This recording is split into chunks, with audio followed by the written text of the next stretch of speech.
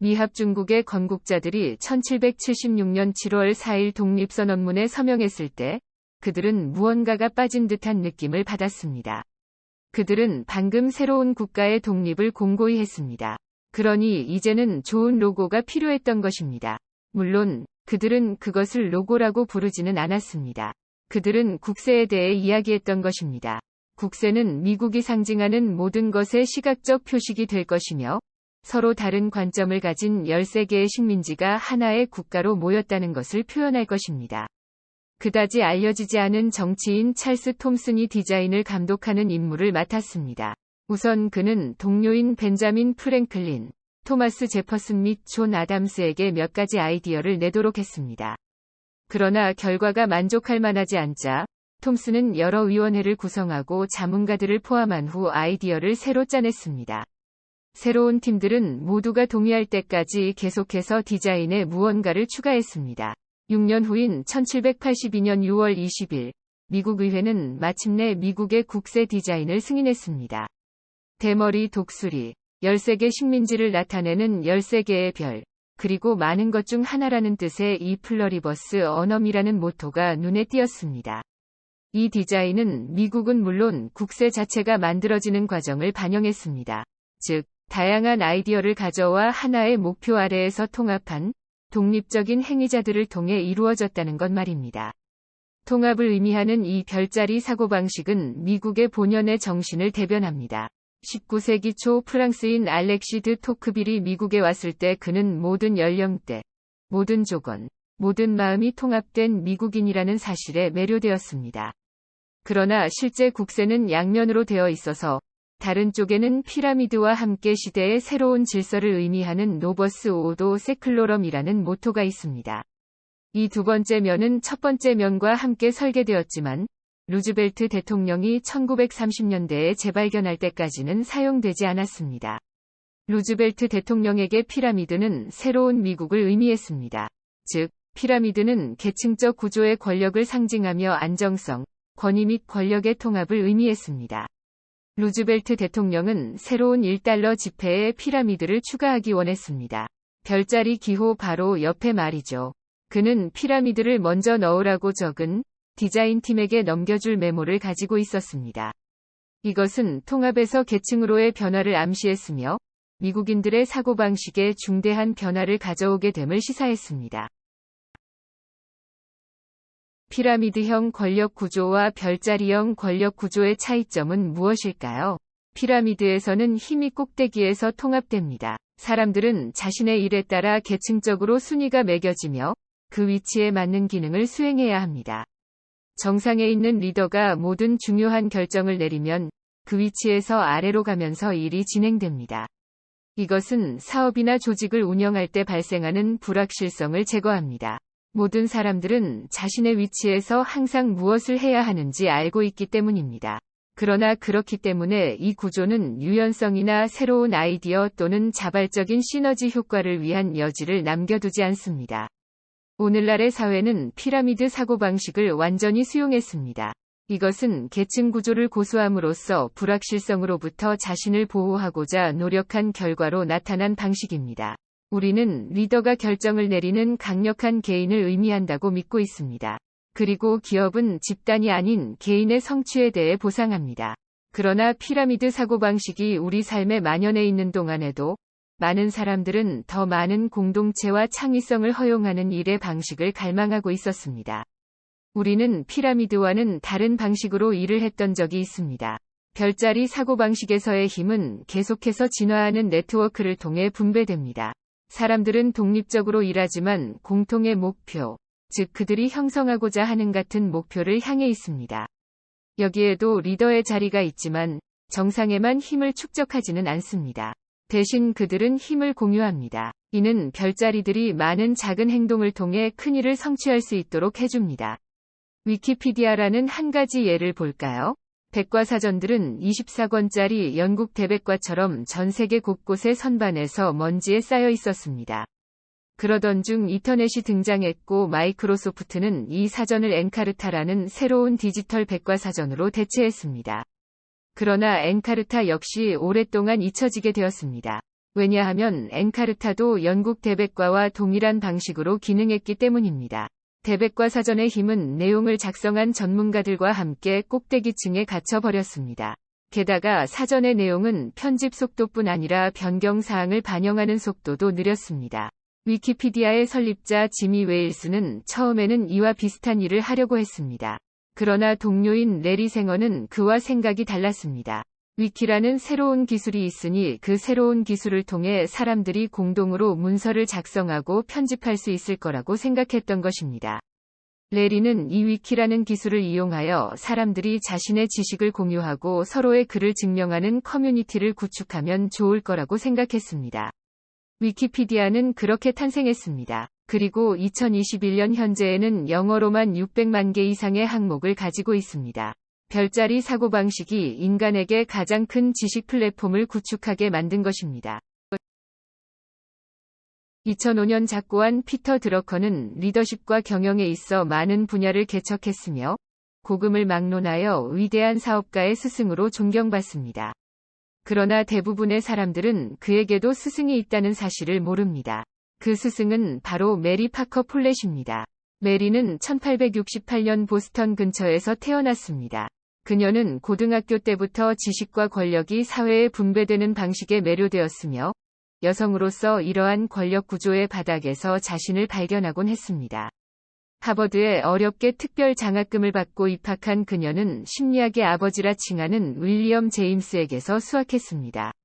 메리는 졸업 논문을 위해 하원에서 리더십이 작동하는 방식을 연구했으며 이후 일생 동안 240개 이상의 도시에 퍼져 있는 지역 문화센터의 개념을 개척하는 데 도움을 주었습니다. 평생 동안 지역 문화센터를 설립하는 한편 조직 구조를 연구하고 기업의 리더에게 연설하면서 메리는 이러한 문제에 대한 자신의 이론을 발전시켰습니다. 그리고 그 이론은 오늘날에도 영감을 줍니다. 첫째, 그녀는 소그룹의 힘을 믿었습니다. 그녀는 사람들이 열린 마음으로 모일 때 권력을 행사하는 대신 함께 권력을 창출할 수 있다고 믿었습니다. 둘째, 그녀는 최고의 리더는 위계적 권력에 의존하지 않는다는 것을 발견했습니다. 최고의 리더들은 사람들이 서로의 아이디어를 경청하고 강화하고 통합함으로써 다 같이 힘을 만들어낸다고 느끼도록 하고 있었습니다. 그녀는 통합이 모든 회의에서 유일하게 바람직한 결과라고 생각했습니다. 사람들의 아이디어를 통합하여 함께 새로운 것을 만들어낼 수 있기 때문입니다. 하지만 너무 잦은 회의는 어느 한쪽의 굴복이나 힘든 싸움의 승리 또는 상호 불만족스러운 타협으로 끝나기 쉽기 때문에 주의해야 합니다. 승자 지배 전략은 우리가 공동으로 창조하는 것을 어렵게 합니다. 메리의 조언은 하나의 아이디어를 사람들에게 강요하는 회의에 참석해서는 안 된다는 것입니다. 대신 우리는 다른 사람들을 필요로 하고 우리 역시 그들에게 필요한 존재가 되며 변화되기를 기대하면서 나아가야 한다고 말합니다. 메리가 1933년 암으로 사망한 후 그녀의 혁명적 아이디어는 거의 잊혀졌습니다. 대공황과 두 차례의 세계 대전의 위기는 그녀가 의문을 제기했던 엄격하고 위계적인 조직 스타일을 요구했습니다. 그러나 시대가 변화하면서 사람들은 그녀의 지혜를 재발견하기 시작했습니다. 스티븐 코비의 저서 성공하는 사람들의 7가지 습관은 가장 인기 있는 자기계발서 중 하나입니다. 그리고 이 책에 설명된 습관 중 절반이 상호의존과 관련되어 있습니다. 상호의존은 승패의 태도를 버리고 상호 연결과 공동 창조를 위해 노력하는 것을 의미합니다. 즉, 독립적이면서도 함께 일하는 것입니다. 사실, 대부분의 중요한 관계는 상호의존적입니다. 보통의 우리는 엄마와의 관계에서 누가 승자인지 생각하지는 않지요. 우리의 직업적 관계도 다르게 대할 이유는 없습니다. 데이터는 상호 연결이 실제로 얼마나 중요한지를 뒷받침합니다. 효과적인 팀을 구성하는 요소를 찾기 위해 구글이 180개 사업의 데이터를 분석한 결과 가장 두드러진 요소는 상호 의존성이었습니다. 그러면 상호 의존성은 어떻게 키울 수 있을까요? 제2차 대전 후 처칠은 그 유명한 철의 장막 연설에서 미국과 영국 간의 새롭고 강화된 상호 지원과 협력을 옹호했습니다. 그는 이것이 스탈린의 공산주의 혁명의 위협에 대응할 수 있는 유일한 방법이라고 믿었습니다. 그리고 이 유대를 특별한 관계라고 불렀습니다. 이 용어는 오늘날에도 여전히 미국과 영국 사이에서 사용됩니다. 때로는 조롱하듯 사용되지만 말이죠. 그러나 그 핵심에는 중요한 아이디어가 있습니다. 관계를 특별하게 만드는 것은 무엇인가요? 일상적인 관계에서 우리는 역할에 따라 서로를 대합니다. 사원과 상사의 직업적 관계를 떠올려 보세요. 일상적인 관계에는 많은 일상적인 상호 행동이 있습니다. 가령, 상사가 사원에게 무엇인가를 묻는다면, 사원은 대개 동의하는 행동을 취할 것입니다. 이에 반해서 특별한 상호 행동도 있습니다. 이러한 특별한 상호 행동을 일상적인 관계에 맞추려고 하면 불쾌한 마찰이 생깁니다. 그래서 우리에게는 특별한 관계가 필요합니다. 특별한 관계는 상호 의존을 촉진하며 생산적인 마찰을 허용하는 일종의 연결을 만듭니다. 중요한 것은 마찰도 때로 필요하다는 것입니다. 일상적인 상호 행동과 특별한 관계 사이에서 우리는 마찰과 완화의 순환을 만들 수 있습니다. 이러한 순환은 우리가 큰일을 해낼 수 있도록 해줍니다. 매튜 바주는 이것을 블룸 루프라고 부릅니다. 마찰 없이 연출된 가족과의 아침 식사와 친근하지만 혼란스러운 마찰로 가득한 저녁 식사를 생각하면 이해가 될 것입니다. 그리고 아침과 저녁은 순환적이죠. 매튜는 외교관으로서 이러한 특별한 연결이 실제로 얼마나 중요한지 배웠습니다. 그리고 이러한 연결을 구축하는 가장 좋은 방법은 다른 사람들의 아이디어와 이야기를 주의 깊게 듣는 것입니다. 여러 사람의 아이디어를 모아 새로운 것을 창출하는 별자리 사고방식의 완벽한 예는 버락 오바마의 2008년 대선 캠페인이었습니다. 매튜 바주는 기금 마련 전략가로서 그 성공적인 프로젝트에 직접 관여했습니다. 사실, 소액 기금 마련 행사를 생각해낸 사람이 이 모든 차이를 만들어냈습니다. 선거가 시작되기 전까지 힐러리 클린턴이 $1,600만 모금한 것과는 대조적으로 오바마의 선거운동은 $1,900만 모금했습니다. 무엇이 이 차이를 만들었을까요? 클린턴 캠페인은 기부자를 찾는 사냥 방식을 택했고, 사냥의 결과물을 얻어냈습니다. 그들은 약간의 대규모 기부자들을 찾았지만, 대부분은 빠져나갔습니다. 그러나 오바마 캠페인은 농업 방식을 택했습니다. 소수의 대규모 기부자들에게 에너지를 집중하는 대신 대규모로 씨앗을 심는 방식을 택한 것입니다. 그들은 수천 명의 소액 기부자들을 동원했고, 이 소액 기부자들은 차례로 더 많은 기부자들을 동원했습니다. 기금 마련 전략의 성공 후 오바마 캠페인은 본격적인 별자리 사고방식의 꽃을 피웠습니다. 존중하고 권한을 부여하며 포용한다라는 비공식 캠페인 아래 다양한 계층의 수천 명의 사람들이 시간과 에너지, 돈을 공유하여 공동의 목표를 향해 일할 수 있도록 했습니다. 선거가 임박했을 때 선거운동 지도자들은 또 다른 기념비적인 결정을 내렸습니다. 그들은 가장 활동적인 자원봉사자에게 유권자 정보에 접근할 수 있는 분권된 권한을 부여했습니다. 이런 식으로 자원봉사자들은 사람들이 실제로 투표소에 갔는지 확인하기 위해 외부의 개입 없이 그들 스스로 자기 조직화되었습니다. 이러한 방법들은 전에 한 번도 실행된 적이 없었습니다. 이전의 지도자들은 귀중한 유권자 데이터를 혹시라도 잃을까봐 두려워했습니다. 그러나 오바마 캠페인은 자원봉사자와 권력을 공유하는 에너지가 데이터 도용의 위험을 능가할 것이라고 판단했던 것입니다. 그에 대한 성과로 선거 당일 오바마 캠페인은 전례 없는 마이너스 플레이크 비율을 달성했습니다. 플레이크 비율이란 유세에 동참했으나 투표에 참여하지 않은 사람들의 비율을 말합니다. 플레이크 비율이 마이너스라는 것은 한 주에서 투표를 약속한 10명당 15명이 나타났다는 뜻이 되죠. 도시 연구자 제인 제이콥스는 그녀의 저서인 위대한 미국 도시의 죽음과 삶에서 이와 비슷한 유형의 유기적 성장에 대해 설명합니다. 그녀는 큰 도시가 눈의 결정과 같다는 것을 관찰했습니다. 즉, 자기와 같은 모습의 더 작은 단위로 뻗어나가는 모양을 발견한 것입니다. 가령, 훌륭한 도시는 훌륭한 동네로 구성되고, 훌륭한 동네는 훌륭한 이웃으로 구성되는 식입니다. 수학에서는 이와 같은 패턴을 자기 유사성 또는 프랙탈이라고 합니다. 별자리 사고방식도 프랙탈의 형태로 자랍니다. 프랙탈 패턴의 가장 큰 장점은 기본 패턴이 항상 반복되기 때문에 전체적인 계획 없이도 성장할 수 있다는 것입니다. 따라서 피라미드 사고방식과 달리 별자리 사고방식은 불확실성에서도 번성할 수 있으며 힘을 가지고 성장하는 데 도움을 줍니다. 권력의 피라미드 구조가 실제로 얼마나 엄격하고 유연하지 않으며 비인간적인지를 발견하게 되면 이후에는 그것을 못 본 채 하기가 어렵습니다. 그리고 있는 것도 어렵습니다. 더 잘 알고 있는 사람들일수록 계속 뒤로 물러납니다. 매튜 바준는 오바마의 2012년 재선 캠페인에서 이것을 직접 경험했습니다. 2012년 재선 캠페인에서는 2008년 초선 때 활력을 주었던 다 함께 뭔가 큰 것을 건설한다는 느낌이 크게 가라앉았습니다.